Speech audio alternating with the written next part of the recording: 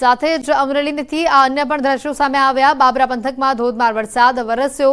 બાબરાની કાળુભાર અને ઠેબી નદી ગાંડીતુર બની છે। ઠેબી નદીના પાણી કોઝવે પર ફરી વળ્યા છે। અમરેલીના બાબરા પંથકમાં વહેલી સવારથી જ મેઘો ગાંડોતુર બન્યો છે।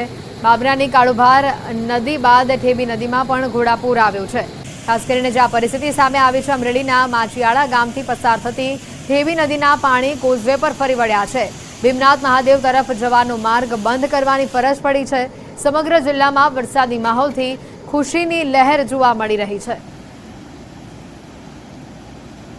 અમરેલીના શેડુભાર ગામનો ચેકડેમ છલકાઈ ગયો છે। અમરેલી પંથકમાં ધોધમાર વરસાદ જોવા મળ્યો। ઉપરવાસમાં ધોધમાર વરસાદથી ચેકડેમ છલકાયા છે। આ તસવીરો તેની સામે આવી રહી છે।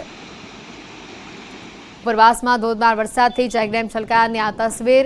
અમરેલીમાં સતત વરસાદી માહોલ જોવા મળી રહ્યો છે। શેડીભાર ગામનું આ ચેકડેમ કે જે વધુ પડતા પાણીના પ્રવાહથી છલકાયો છે। તો આ તરફ જાફરાબાદમાં પણ ધોધમાર વરસાદ જોવા મળી રહ્યો છે। રસ્તા પર વરસાદી પાણી ફરી વળ્યા છે। રસ્તા પર પાણી ભરાતા લોકોને ભારે હાલાકીનો સામનો પણ કરવો પડ્યો। રાજુલાના ચોતરાની આસપાસના ગામોમાં વરસાદ વરસ્યો। અમરેલી શહેરમાં પણ વરસાદી ઝાપટા જોવા મળ્યા।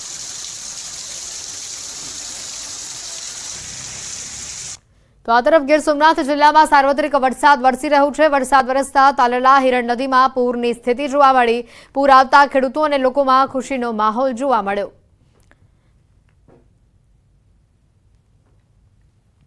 વધુ તસવીર આપને બતાવીએ ભાવનગરની। જિલ્લાના વલભીપુર અને ઉમરાળા તાલુકામાં સતત 5 દિવસથી આ જ પ્રકારનો વરસાદી માહોલ જોવા મળી રહ્યો છે। હવામાન વિભાગ દ્વારા ભાવનગર જિલ્લાને આજે ઓરેન્જ એલર્ટ આપવામાં આવ્યું છે। આજે તાલુકામાં સવારના 7 વાગ્યાથી અત્યાર સુધીમાં 1 ઇંચ જેટલો વરસાદ નોંધાયો છે। વલભીપુર અને ઉમરાળા તાલુકામાં 5 દિવસમાં આશરે 6 ઇંચ વરસાદ નોંધાયો છે। વલભીપુર તાલુકાના કંથારિયા, પાટી, ચમારડી, નવાગામ, લોલિયાણા સહિતના જે ગ્રામ્ય વિસ્તારો છે ત્યાં પણ વરસાદ વરસી રહ્યો છે। તેમજ ઉમરાળા તાલુકાના ધોળા, ટીંબી, કેરિયા, પીપરાડી, વગધરા, દળવા, વડોદ સહિતના ગ્રામ્ય વિસ્તારોમાં વરસાદ જોવા મળી રહ્યો છે। વરસાદી ઝાપટાને લઈને ખેડૂતોના વાવેલા પાકને નવું જીવનદાન મળ્યું છે।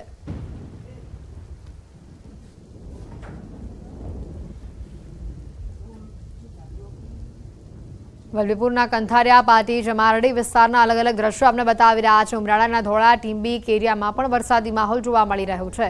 સમગ્ર ભાવનગરમાં સતત 5 દિવસથી આ જ પ્રકારનો વરસાદી માહોલ જોવા મળી રહ્યો છે। ભાવનગરના અનેક વિસ્તારોમાં વરસાદના પગલે પાણી ભરાવાની પણ સ્થિતિ ઊભી થઈ છે।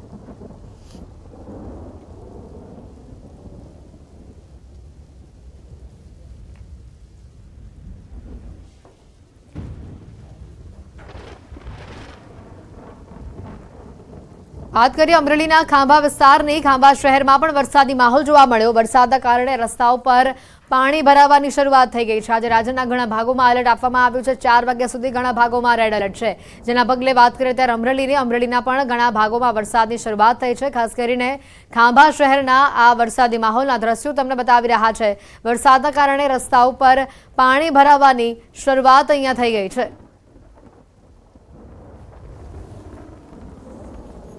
વાત કરીશું આગળ અમરેલીના સાવરકુંડલા પંથકની। આ પંથકમાં પણ ધોધમાર વરસાદની શરૂઆત જોવા મળી રહી છે। વરસાદથી કેટલા વિસ્તારોમાં પાણી ભરાયા છે। ખાસ કરીને નીચાણવાળા વિસ્તારોમાં સૌથી વધુ પાણી જોવા મળી રહ્યું છે। કેટલાય વિસ્તારો આ પાણીમાં ગરકાવ થઈ ગયા હોય તેવી પણ પરિસ્થિતિ જોવા મળી રહી છે। વધુ વરસાદના કારણે અને પાણી ભરાવાના કારણે વાહન ચાલકોને વધુ હાલાકી વેઠવવી પડી રહી છે। અમરેલીમાં વરસાદી જે માહોલ જોવા મળી રહ્યો છે। સમગ્ર જિલ્લામાં ધોધમાર વરસાદ વરસી રહ્યો છે। વધુ માહિતી મેળવીશું રાજન ફોનલાઈન ઉપર સંવાદદાતા અહીંયા જોડાઈ ચૂક્યા છે। રાજન, અમરેલીમાં સતત વરસાદ આ જ પ્રકારે અવિરત ચાલુ છે અને હજી પણ આજે વરસાદની અહીંયા આગાહી આપવામાં આવી છે। હાલ કેવી પરિસ્થિતિ? હેતુ અત્યારે સમગ્ર જિલ્લામાં વરસાદી માહોલ છે અને લગભગ તમામ તાલુકાઓમાં ઓછા વત્તા અંશે વરસાદ પડી રહ્યો છે। અત્યારે હાલ પણ અમરેલી શહેર અને આસપાસના ગ્રામ્ય વિસ્તારોમાં વરસાદ છે। સાવરકુંડલા, ખાંભા અને રાજુલા આ તમામ વિસ્તારોમાં વરસાદ પડી રહ્યો છે। વડિયા પંથકમાં વરસાદ પડવાને કારણે વડિયાનો જે સુરવો ડેમ છે તેમાં 4 ફૂટ નવા નીરની આવક પણ થઈ છે।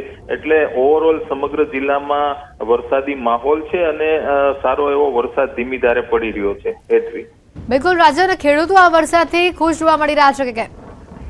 ચોક્કસથી, કારણ કે આમ જોવા જઈએ તો અમરેલી જિલ્લામાં છેલ્લા 15 દિવસથી વરસાદ વરસી રહ્યો છે, પરંતુ કેટલાક વિસ્તારો એવા હતા જ્યાં વાવણી કાર્ય બાકી હતું.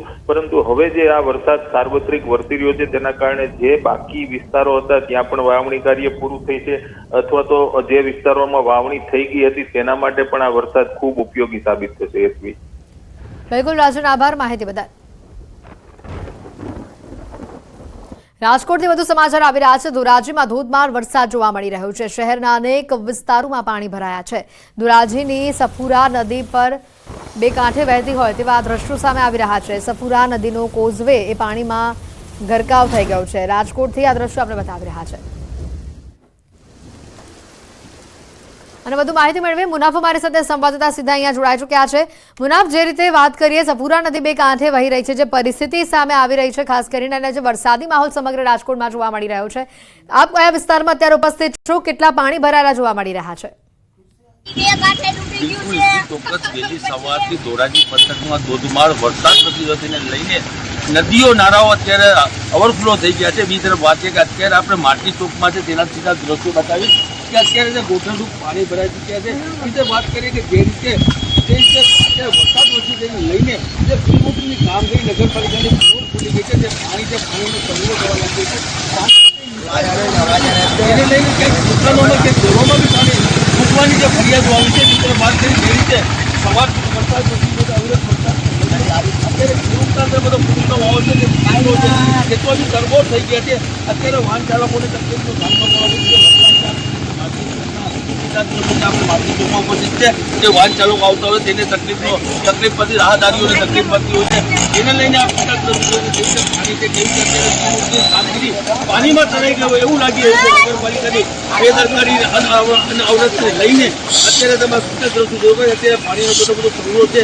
પાણી છે, પાણીનો નિકાસ થતી જે છે, ડેમો છે ઓવરફ્લો થઈ ગયા છે, નદીઓ ઓવરફ્લો થઈ ગયા છે, તેને લઈને પાણીનો નિકાસ થાય નથી, તેને લઈને પાણીનો ખતરો અહીંયા જોવા મળે.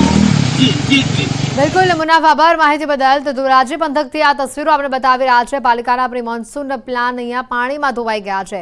ખાસ કરીને શહેરના અનેક વિસ્તારોમાં જે વરસાદી પાણી ભરાયા છે, વરસાદ રોકાયા બાદ પણ આ પાણી ઓસરવાનું નામ નથી લેતું. વરસાદી પાણીના યોગ્ય નિકાલની વ્યવસ્થાનો અભાવ અહીંયા જોવા મળી રહ્યો છે.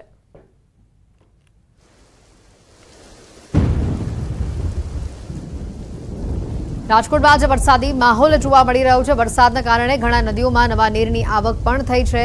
એ પરિસ્થિતિ કંઈક અલગ છે. અને બીજી બાજુ જે વિપરીત પરિસ્થિતિ સામે આવી છે એ છે કે ઘણા એવા નીચાણવાળા જે વિસ્તારો છે કે જે પાણીમાં અત્યારે ગરકાવ થયેલા જોવા મળી રહ્યા છે. વરસાદ રોકાયા બાદ પણ અહીંયાથી પાણી ઓસરતા નથી.